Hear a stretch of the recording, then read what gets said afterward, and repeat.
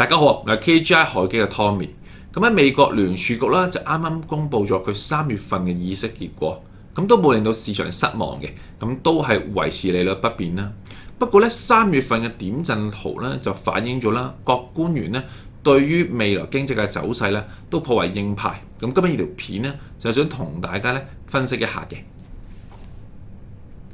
咁聯儲局咧3月份嘅 FOMC 會議咧就宣布咧繼續維持利率不變，咁喺4厘2半至4厘半呢個水平。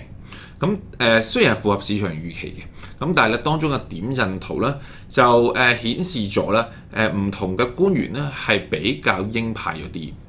咁喺2025年咧3月份咧即係啱啱公布咗個中位數咧都有幾多個官員咧係投咧繼續維持利率不變嘅。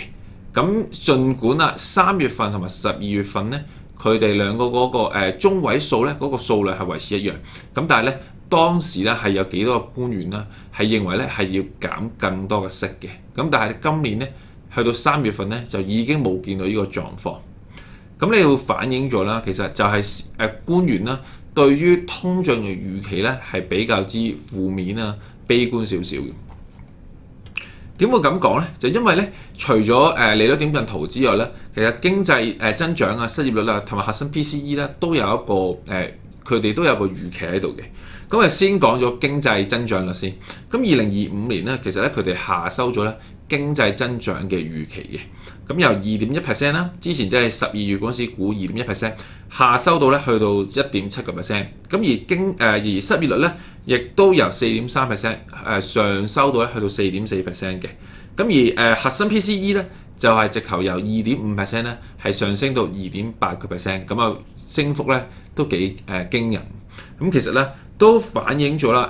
FOMC 其實佢唔同各委員咧都預測到啦嚟緊美國嘅經濟咧可能會喺2025年咧有一個小幅嘅滯脹嘅狀況，咁即係經濟明顯放緩，但係通脹咧依然高企嘅。咁但係咧去到2026年咧就應該咧會回復翻去經濟降溫嘅狀況。咁主要就因為咧市場咧實體經濟咧會逐漸可能會適應翻關稅所帶嚟嘅影響。咁2025年咧佢哋預期咧係會混亂一啲，咁所以令到個通脹咧係會升溫得更加明顯。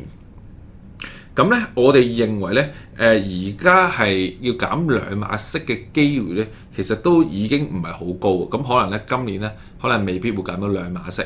咁除非咧，你會見到咧，勞動市場啦，即係可能 initial jobs claim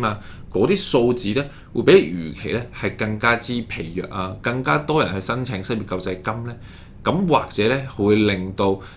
官員認為咧，經濟放緩嘅速度咧係越嚟越快，咁甚至有可能咧會有衰退嘅風險添。今日呢條片咧就去到呢度，咁我哋下次再見啦，拜拜。